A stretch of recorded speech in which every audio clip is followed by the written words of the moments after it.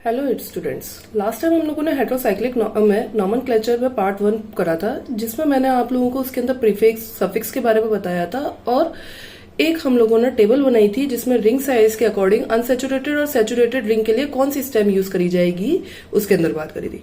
वहां मैंने कुछ स्टार्स लगाए थे, उन स्टार्स को हमने क्यों यूज करा था, पर्टिकुलर में वहां पर क्यों स्टार्स लगाए थे, उनके ऊपर अब हम बात करेंगे। तो सबसे पहले मैं फर्स्ट पॉइंट लेती हूं कि 3 मेंबर्ड रिंग में अनसेचुरेटेड में हम लोग टर्मिनोलॉजी क्या यूज करते थे, हम लोग टर्मिनोलॉजी यूज करते थे इरीन, है ना। तो वहां 3 मेंबर्ड अनसेचुरेटेड में मैंने स्टार लगाया था। तो जैसे 3 मेंबर्ड अनसेचुरेटेड रिंग ली मैंने नाइट्रोजन की और इस स्टेम क्या रहेगा अपना इरीन, पर यहां पर स्टार लगाया। तो ध्यान रखना nitrogen containing 3 membered ring unsaturated ring होगी तो स्टेम क्या वर्ड आएगा बच्चों अपना इराइन। तो अगर मैं इसके नाम की मैं बात करूं तो एजा स्टैंड्स फॉर नाइट्रोजन और अनसेचुरेटेड 3 मेंबर्ड रिंग है तो स्टेम क्या रहेगी अपनी इराइन, तो इराइन यूज करेंगे। ठीक है, तो इसका नाम क्या हो जाएगा ये मैं अभी आपको आगे बताऊंगी। कुछ कारण है जहां पर इसके वॉवल्स के बेसिस पे हम देखेंगे। इसी तरीके से जब मैं बात करूं कि नाइट्रोजन कंटेनिंग जहां पर भी स्टार लगाया तो वहां पर नाइट्रोजन कंटेनिंग मोस्ट ऑफ में नाइट्रोजन कंटेनिंग की बात आएगी। तो जैसे सेकंड में मैं बात करूं तो 3 मेंबर्ड रिंग में अगर सेचुरेटेड रिंग है तो क्या यूज करेंगे हम इरिडीन, 4 मेंबर्ड के अंदर इटिडीन एंड 5 मेंबर्ड के अंदर ऑलिडीन। These all stands for saturated cycles के लिए स्टेम यूज करा जाएगा। जैसे 3 मेंबर्ड के लिए नाइट्रोजन है तो एजा प्लस इरिडीन, ऐसे ही 4 मेंबर्ड के लिए एजा प्लस इटिडीन। इसी तरीके से 5 मेंबर्ड के लिए एजा नाइट्रोजन कंटेनिंग है इसलिए एजा प्लस ऑलिडीन। इनके नेम प्रॉपर नेम हम किस तरीके से लिखेंगे भाई, एजा प्लस इटिडीन एजा प्लस ऑलिडीन तो नहीं लिखेंगे, प्रॉपर नेम किस तरीके से लिखेंगे ये मैं अभी आपको आगे सिखाऊंगी। इसी तरीके से 6 मेंबर्ड में मैंने आपको अगर ध्यान हो तो पीछे प्रीवियस वीडियो देखिएगा। 6 मेंबर्ड में मैंने अनसेचुरेटेड और सेचुरेटेड में 3 नाम लिखवाए थे ए बी सी कैटेगरीज में डिवाइड करके। अनसेचुरेटेड में आइन, आइन और इनाइन और सेचुरेटेड में एन, इनेन और इनेन।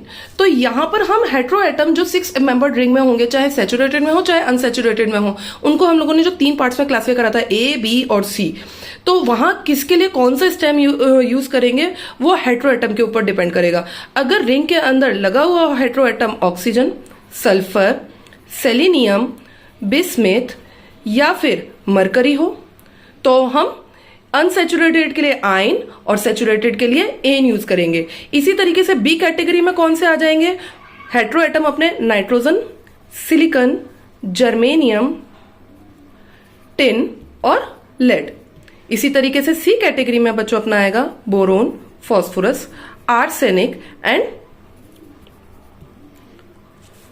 अब बात आती है कि जो हम लोगों ने अभी तक बात करा एजा प्लस इरिडीन, एजा प्लस इटिडीन और एजा प्लस ऑलिडीन, तो इनके अंदर हम लोगों को प्रॉपर नाम कैसे लिखेंगे भाई मैम, हम कैसे पढ़ लेंगे इनको अंदर।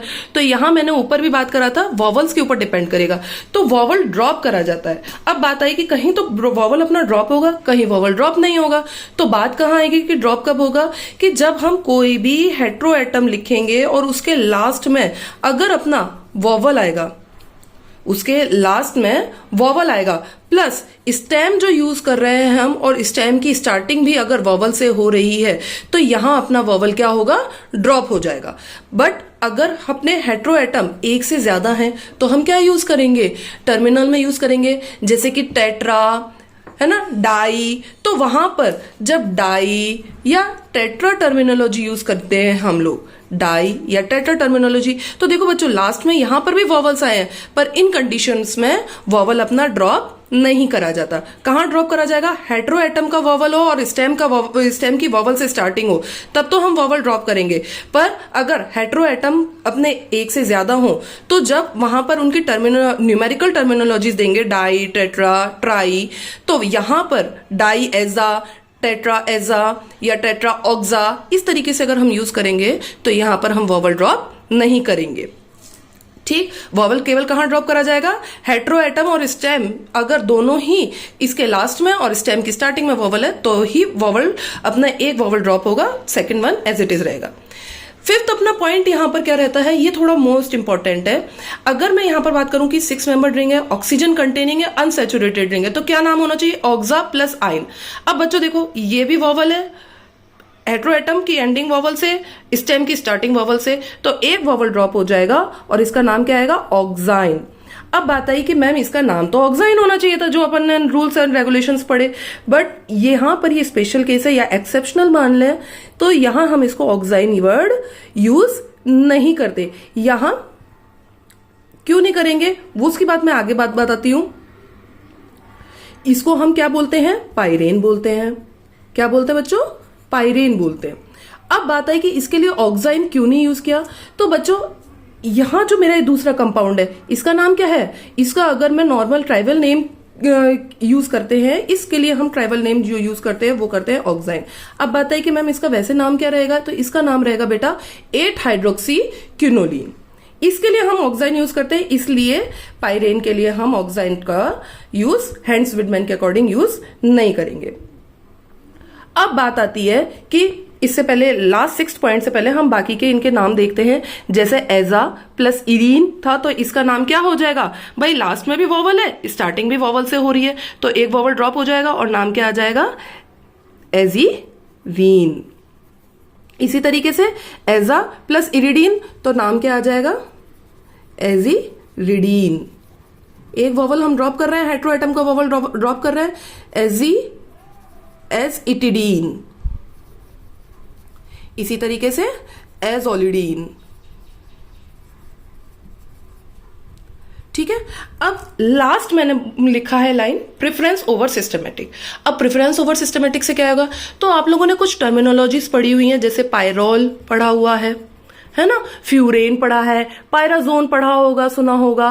तो इन जब टर्मिनोलॉजीज की बात होती है, तो यहां पर हम जब प्रेफरेंस इन नाम को देते हैं ओवर हैंड्स विडमान नॉमेनक्लेचर के बेसिस पर, यहां पर हम हैंड्स विडमान अकॉर्डिंग के ऊपर नाम नहीं देंगे, हम इनके सिस्टमैटिक नेम्स के ऊपर प्रेफरेंस देंगे। Thank you to all, please comment and subscribe my channel.